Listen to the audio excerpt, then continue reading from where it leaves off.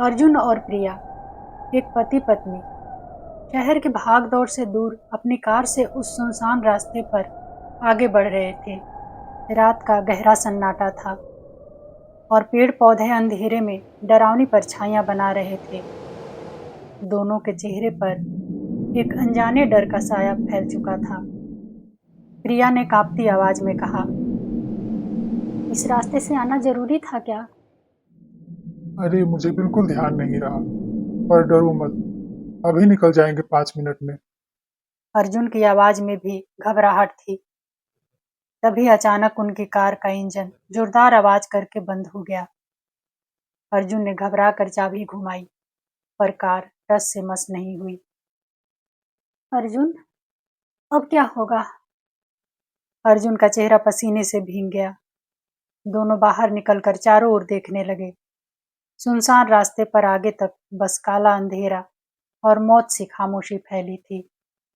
तभी प्रिया की नजर अचानक कार के सामने वाले टायर के पास जाकर ठहर गई। उसने सहम कर अर्जुन का हाथ पकड़ा और कांपती उंगली से इशारा किया। वहां जमीन की मिट्टी में से एक सड़ा गला बदरंग हाथ बाहर निकला हुआ था। किसी दबी हुई लाश का हाथ। हाथ में हरकत हुई। दोनों की रूह कांप गई।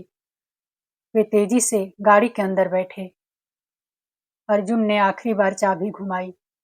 इस बार इंजन में जान आ गई और अगले ही पल वह कार को तेजी से दौड़ाता चला गया।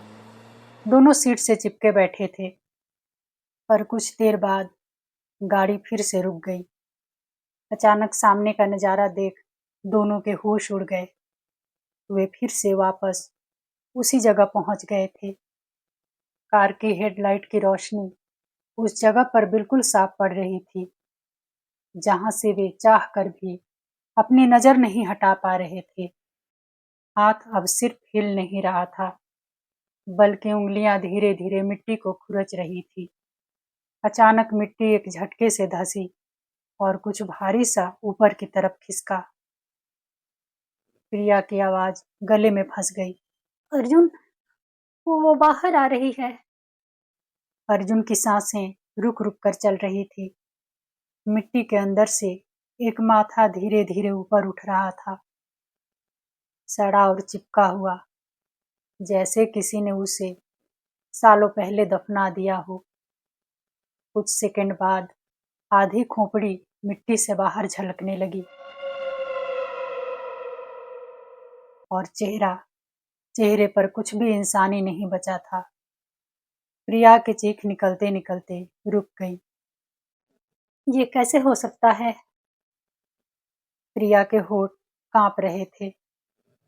अचानक लाश मिट्टी फाड़कर पूरी तरह बाहर आ गई। एक लड़की की सड़ी गली लाश। आंखों की जगह खाली गड्ढे थे और कपड़े मिट्टी में सने, आधे फटे हुए। प्रिया और अर्जुन के शरीर में एक ठंडी सी सिहरन दौड़ गई। लाश लड़खड़ाते कदमों से दोनों की ओर बढ़ने लगी। अर्जुन ने प्रिया का हाथ पकड़ा और वे मुड़कर तेजी से भागने लगे। उनके कदमों की रफ्तार काफी तेज थी, लेकिन जैसे ही प्रिया ने भागते हुए पीछे मुड़कर देखा, उसका दिल दहल उठा। लाश रेंगती हुई उनके बिल्कुल करीब पहुंच चुकी थी। तभी प्रिया के कदम लड़खड़ाए और वह गिर पड़ी। अर्जुन भी रुक चुका था। दोनों को ऐसा महसूस हो रहा था जैसे किसी ने उनकी सारी ताकत खींच ली हो। वे हिल भी नहीं पा रहे थे।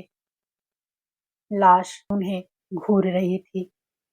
मीरा, हमें माफ कर दो। हमें पता नहीं था कि हमारा छोटा सा एक मजाक तुम्हारी जान ले लेगा। अर्जुन के चेहरे पर दहशत साफ दिख रही थी और आंखों में आंसू भरे थे। लेकिन मीरा की लाश उसकी बातों को अनसुना कर धीरे धीरे प्रिया की ओर बढ़ने लगी और उसके बालों को कसकर पकड़ लिया। प्रिया उसकी गिरफ्त से छूटने के लिए तड़पने लगी। उसकी सांसें तेज हो गई। हमने जानबूझकर कुछ नहीं किया। प्लीज हमें छोड़ दो। अर्जुन ने फिर से कांपती आवाज में कहा। अचानक लाश ने एक भयानक चीख मारी, जैसे वह कुछ बताने की कोशिश कर रही हो। फिर उसने प्रिया के बालों को छोड़ उसके गर्दन को पकड़ लिया। गर्दन पर दबाव पड़ते ही प्रिया को अपनी मौत सामने खड़ी दिखने लगी। मत मारो मुझे, मैं सब बता रही हूँ। अर्जुन शक भरी निगाहों से प्रिया को देखने लगा कि आखिर वह बताना क्या चाहती है।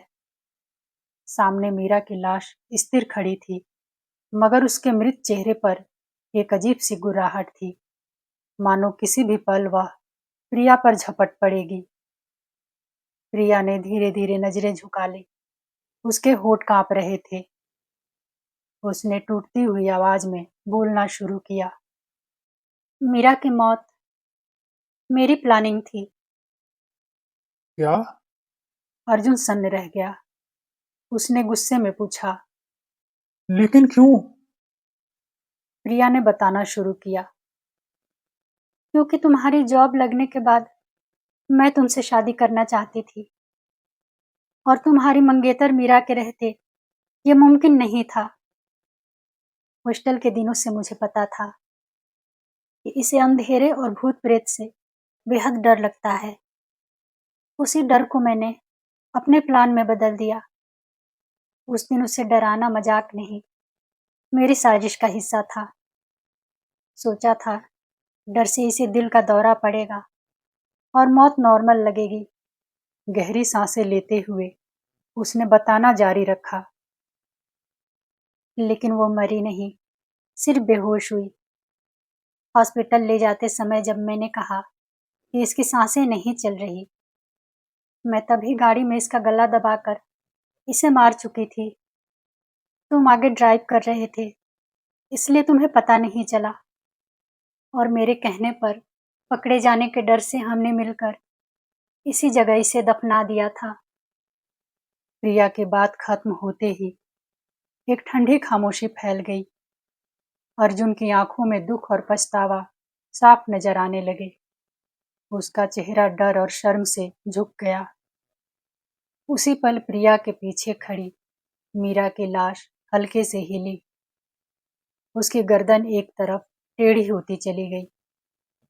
प्रिया को कुछ आभास हुआ, और अगले ही पल उसके मुंह से एक टूटी हुई चीख निकल पड़ी। मीरा के मृत उंगलियां उसके गले पर कस चुकी थी, वैसे ही जैसे गाड़ी में प्रिया ने उसका गला दबाया था। प्रिया तड़पती रही, और कुछ ही पलों में उसकी सांसें टूटने लगी। अर्जुन ने भागकर छुड़ाने की कोशिश की, पर जैसे किसी अदृश्य ताकत ने उसे रोक लिया हो। वह बस देखता रह गया, और प्रिया का शरीर मीरा के पैरों में गिर पड़ा। मीरा की लाश कुछ पल अर्जुन को देखती रही, फिर उसका शरीर हल्का सा डगमगाया और वहीं जमीन पर गिरकर शांत हो गया। अर्जुन स्तब्ध खड़ा रह गया, एक गहरी खामोशी के साथ। पहली बार उसे महसूस हुआ कि जिंदा बच जाना भी कभी कभी सजा बन जाता है।